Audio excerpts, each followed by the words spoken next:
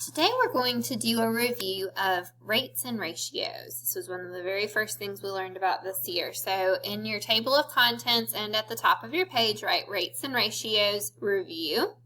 Rates and ratios review. Like with our other review lessons, you don't have to copy all the notes if you still have those from when we did this earlier this year, but do work all of the example problems with me. That's what I will be checking.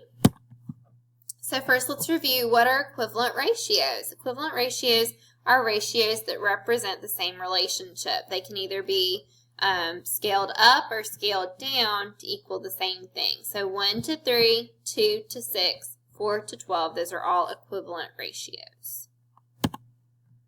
So go ahead on your own and find a ratio that would be equivalent to 12 to 15, but with lesser terms. Hit pause and write that down. When you're ready to check your answer, hit play. So an equivalent ratio to 12 to 15, if we divided by the same number on the top and the bottom, 3, we would get 4 to 5. That would be an equivalent ratio. We can't divide by two different things because then the ratio wouldn't be equivalent. All right, next, what is a rate and what is a unit rate? A rate is a ratio that compares quantities measured in different units, and then a unit rate is a rate for 1 unit of a given quantity. It's like per 1 of something, so like miles per hour or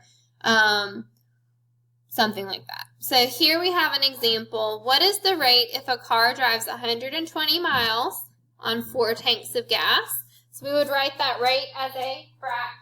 We want to make sure we label the units, 120 miles for 4 tanks. That's just the rate. Now, when they ask us for the unit rate, we are going to simplify this. We're going to divide by whatever number is in the denominator. Okay? And that's going to give us 30 miles per 1 tank. Okay? So we would divide by whatever the number is in the denominator so that we get the denominator to equal 1. That's going to be our unit rate.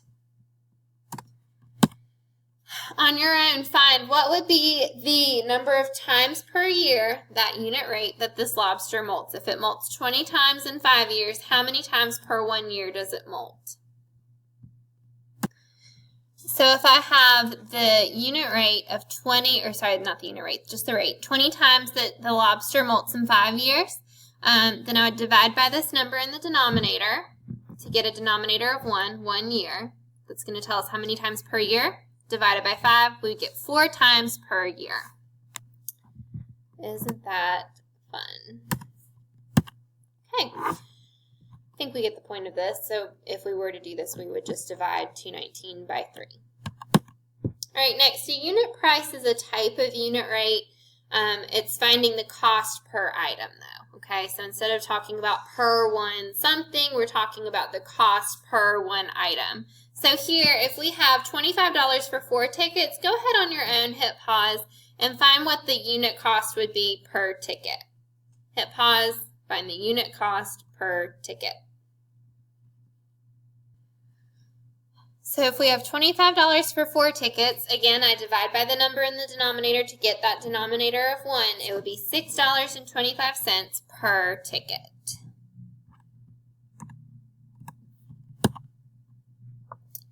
All right, on your own, I want you to find the unit rate for each of these packs of t-shirts. We know that we can get 15 shirts for $47.25. We can get 8 shirts for $27.20. So let's call this shirt A, package A, and we'll call this package B. Okay? Now I want you to compare and figure out which is going to be the better buy. Now how can I compare them? I want to find the unit cost. Now sometimes I see students do this 15 over 47.25. Remember, we want to find the price per item. So the price is supposed to go on the top of our little rate, the ratio, whatever. So we have that cost for 15 shirts, and then we have this cost for 8 shirts. So I'm going to, again, divide by the denominator to find the unit cost. $47.25 divided by 15. That's going to be $3.15 per shirt. Here I'm going to divide by 8. And that's going to be $3.40 per shirt. So which is the better buy? Which is the better buy? A. It's cheaper. Per shirt, it's cheaper. So even though we're paying more up front, if we calculate what is the price per individual shirt, it is cheaper to get package A. Okay, last thing to talk about is ratios and rates that deal with fractions. And these work just like complex fractions. We reviewed how to do complex fractions. So we're going to have either a ratio or maybe a rate that compares one fraction to another fraction. We find that main fraction bar, that ratio bar that compares the two numbers, and we write it like a dividing fractions problem. So in this problem, 4/5 inches to 6 inches, we would write 4/5 divided by 6 over 1. And then we know that we multiply by the reciprocal. So times 1 over 6. Times 1 over 6.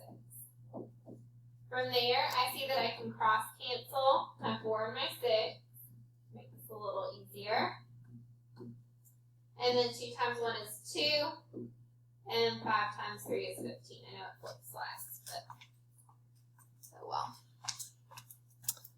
Okay, so 2 to 15 would be that simplified ratio. All right, last one, unit rates with fractions, same difference. It's the same thing. To find the unit rate, set up the rate, and then divide by the denominator. So we're going to divide, keep, change, flip. Let's do this one. 3/4 a cup of dry milk powder to make 6 dog biscuits. We want to find how many cups of milk powder do you need per dog biscuit. So that's telling me the order. 3/4 a cup for 6 dog biscuits.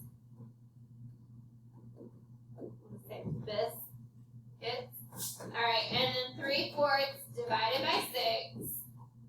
That's 6 over 1. So that would be 3/4 times 1 over 6. Can I cross cancel? Yes, I can do those. So this would be 2 and this would be 1. 1 times 1 is 1. 4 times 2 is 8. So my simplified rate would be 1/8. Okay, so that would be 1/8 of a cup of milk powder per dog biscuit. At this point, you should be ready to start on the digits assignment for ratios and rates. Let me know if you need help.